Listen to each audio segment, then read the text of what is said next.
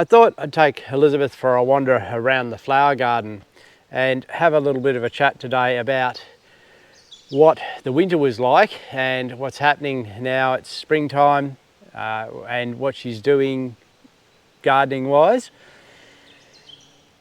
Winter was pretty tough. Yeah. This year we had a couple of things that were out of the ordinary. There was a week where it was frozen, and you may have seen some videos where just heavy frost, constant frost. Shade was just total ice for every day. A week.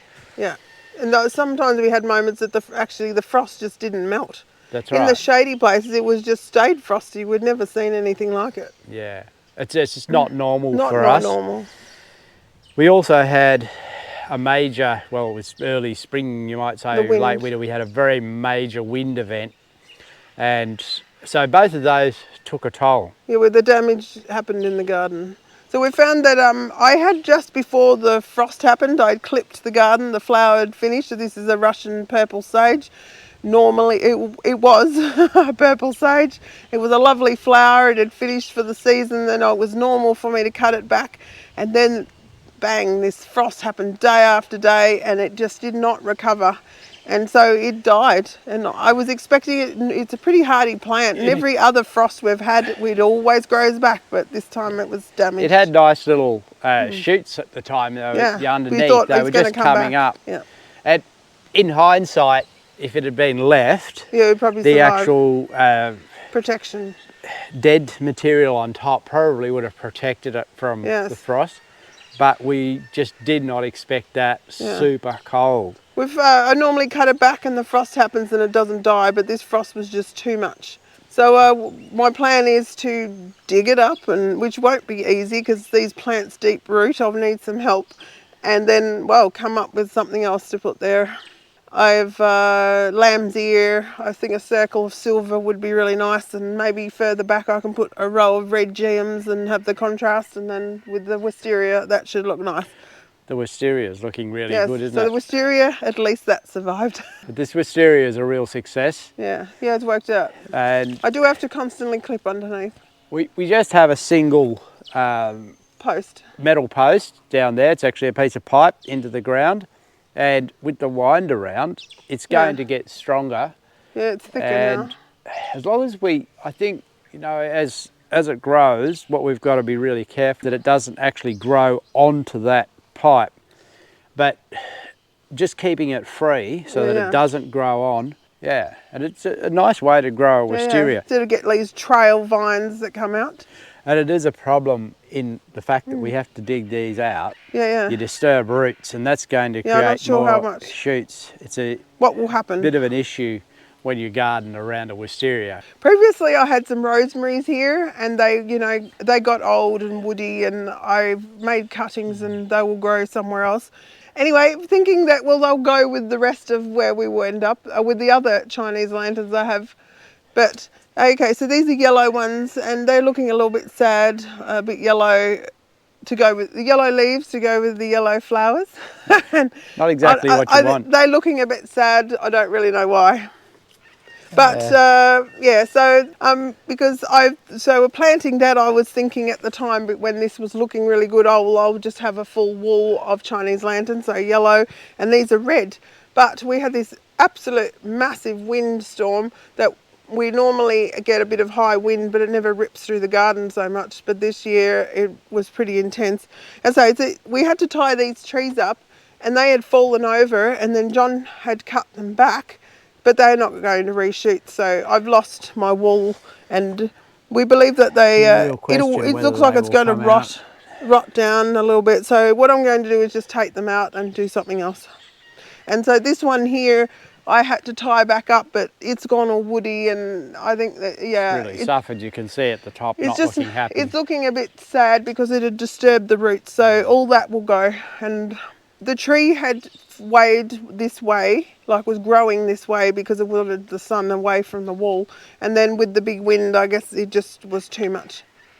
I think if you're going to plant these again, they're probably better. Trim them a bit more. Not against a wall, but stand alone free. so that they're free and can Yeah. grow in a balance. Yeah, so I'll just take them particularly out the ones and we had. I'll find something small to grow here. With the frost that we had, this corner was always shaded in the winter, and it just with ice. And every day it didn't melt back, and it just stayed frozen, and then it would thicken up and thicken up.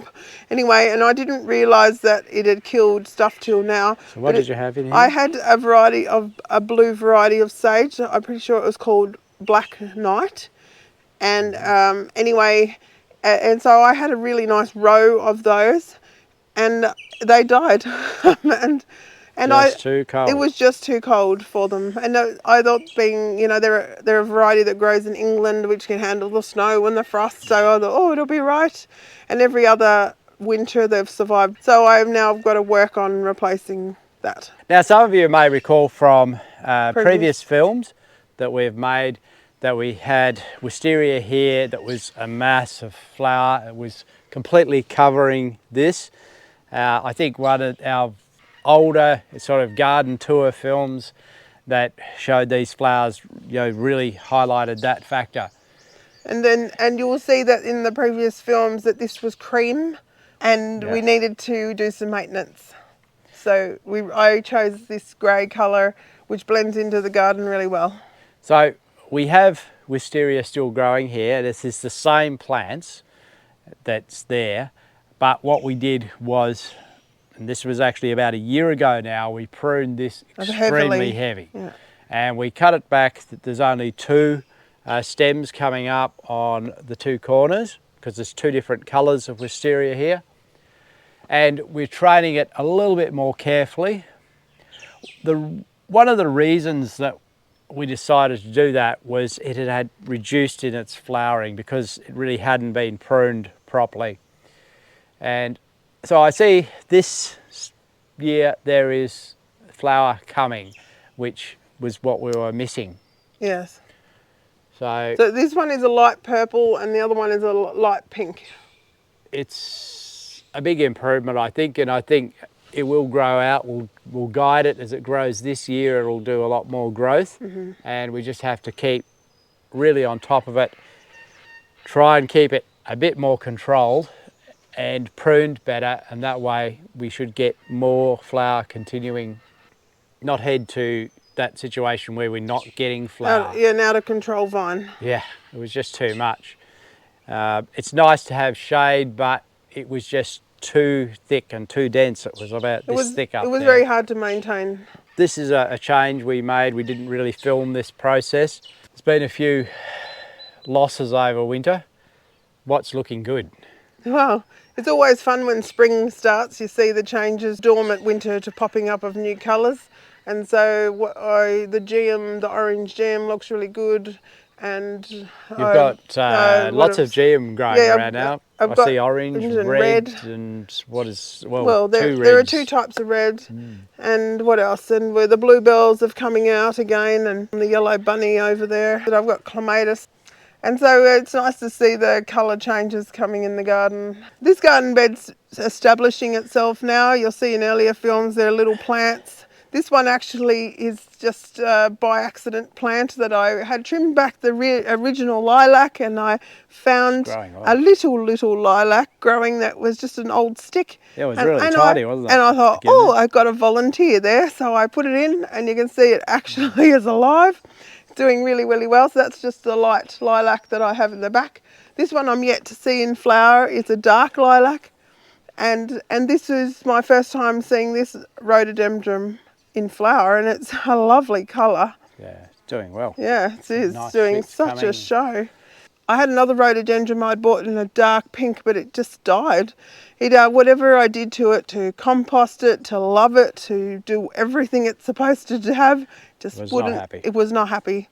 Because I thought, oh, well, I should have another one. The undergrowth here, snow in the summer, has established itself really well just from little root plants that I had. And I like the bronze elderberry back there. Yeah. It's looking really nice. Yeah. So that I moved from just in the grass area. It didn't really like where it was, and loves it here. That's a good example of how having your roots in something good and deep is helpful, because this section here was a spot that Elisabeth dumped Compost, clippings. from the garden over many years. And there was a big hole there originally that A stump. our previous dog had dug out around a stump, and so that got filled with composted material.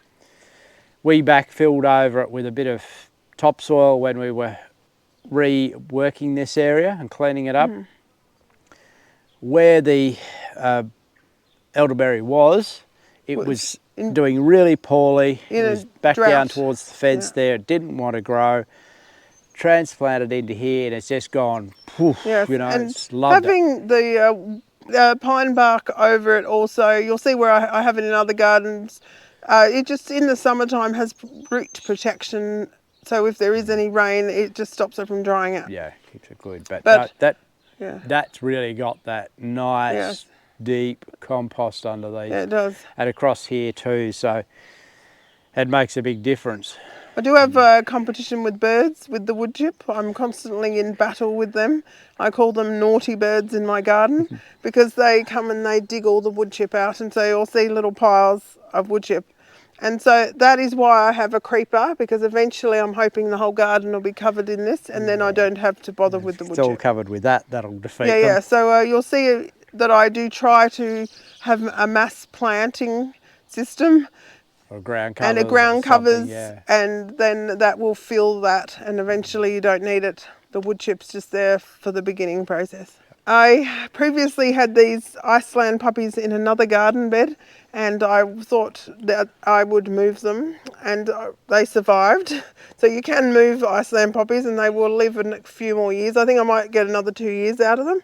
And these are incredible. Look at the size. They're as big as my hand. You can see my hand around it. They're really big. They're bigger than my hand.